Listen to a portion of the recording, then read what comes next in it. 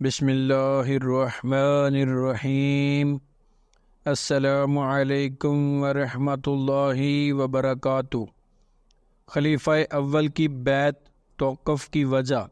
ثقیفہ بنو سعدہ کی مجلس نے حضرت ابو بکر صدیق رضی اللہ تعالی عنہ کی خلافت پر اتفاق کیا اور تقریباً تمام اہل مدینہ نے بیعت کر لی۔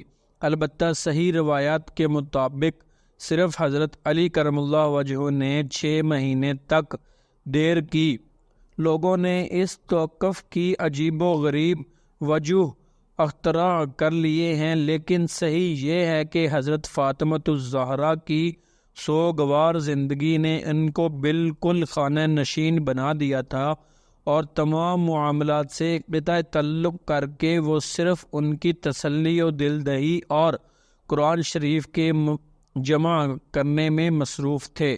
چنانچہ جب حضرت فاطمۃ الزہرا کا انتقال ہو گیا، اس وقت انہوں نے خود حضرت ابو بکر صدیق سے ان کے فضل کا اعتراف کیا اور بیعت کر لی۔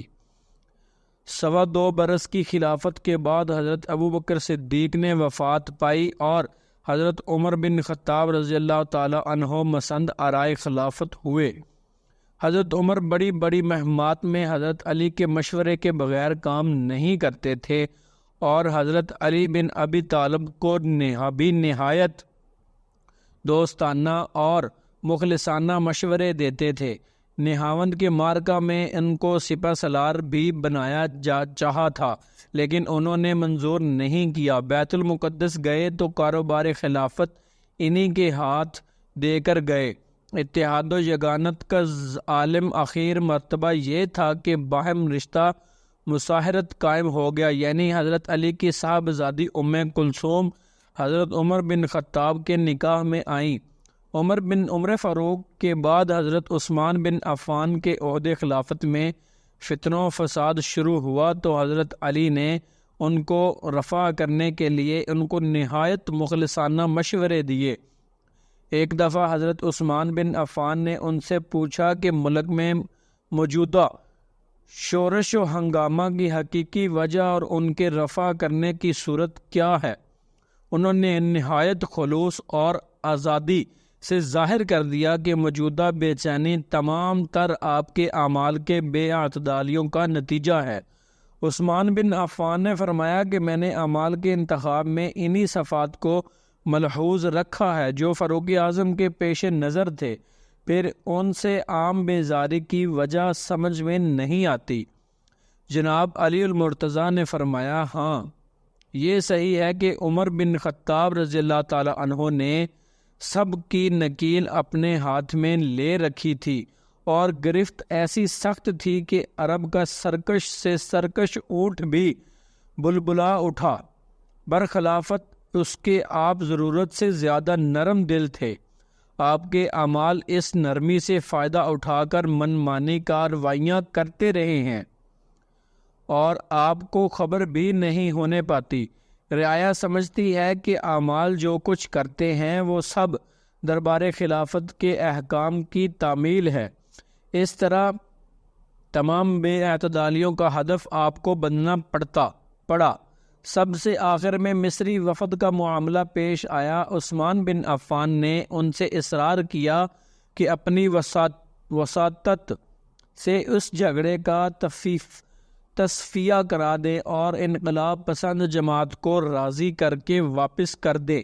پہلے تو انہوں نے انکار کیا، لیکن پھر معاملہ کی اہمیت اور حضرت عثمان بن عفان کے اصرار سے مجبور ہو کر درمیان میں پڑے اور حضرت عثمان بن عفان سے اصلاحات کا وعدہ لے کر انقلاب پسندوں کو اپنی ذمہ داری پر واپس کر دیا۔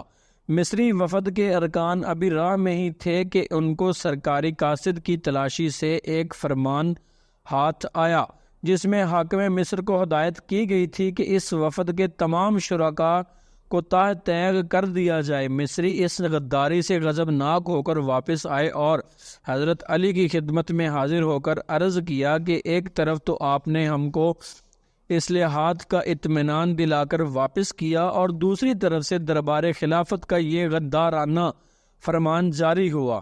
حضرت علی نے فرمایا، فرمان دیکھا تو تعجب ہوئے اور حضرت عثمان بن عفان کے پاس جا کر اس کی حقیقت دریافت کی۔ انہوں نے اس سے حیرت کے ساتھ لا علمی ظاہر کی۔ حضرت علی نے کہا مجھے بھی آپ سے ایسی توقع نہیں ہو سکتی تھی، لیکن اب میں آئندہ کسی معاملے میں نہ پڑوں گا۔ چنانچہ اس کے بعد وہ بالکل عزلت نشین ہو گئے۔ مصریوں نے جوش انتقام میں نہایت سختی کے ساتھ کاشانہ خلافت کا محاصرہ کر لیا اور آخر میں یہاں تک شدت اختیار کی کہ آپ ابو دانا سے بھی محروم کر دیا۔ حضرت علی بن ابی طالب کو معلوم ہوا تو عزلت گزینی اور خلوت نشینی کے باوجود محاصرہ کرنے والوں کے پاس تشریف لے گئے اور فرمایا کہ تم لوگوں نے جس قسم کا محاصرہ قائم کیا ہے وہ نہ صرف اسلام بلکہ انسانیت کے بھی خلاف ہے۔ کفار بھی مسلمانوں کو قید کر لیتے ہیں تو آپ وہ دانا سے محروم نہیں کرتے۔ اس شخص نے تمہارا کیا نقصان کیا جو ایسی سختی روا رکھتے ہو؟ محاصرین نے حضرت علی کی سفارش کی کہ کچھ پرواہ نہ کی اور محاصرہ میں سہولت پیدا کرنے سے قطعی انکار کر دیا۔ حضرت علی غصہ میں اپنا امامہ پھینک کر واپس چلے گئے۔ محاصرہ اگرچہ نہایت سخت تھا، تاہم حضرت علی کو اس کا وہم بھی نہ تھا کہ یہ معاملہ اس قدر طول کھینچے گا کہ شہادت تک نوبت پہنچے گی۔ وہ سمجھے جس طرح حقوق طلبی کے متواتر مظاہرے ہوتے رہے ہیں، یہ بھی اسی قسم کا ایک سخت مظاہرہ ہے۔ تاہم اپنے دونوں صاحبزادوں کو احتیاطاً حفاظت کے لیے بھیج دیا، جنہوں نے نہایت تندہی اور جان فشانی کے ساتھ مدافعت کی، یہاں تک کہ اس کشمکش میں زخمی ہوئے، لیکن کثیر التعداد مفسدین کا روکنا آسان نہ تھا۔ وہ دوسری طرف سے دیوار پھاند کر اندر گھس آئے اور خلیفہ وقت کو شہید کر ڈالا۔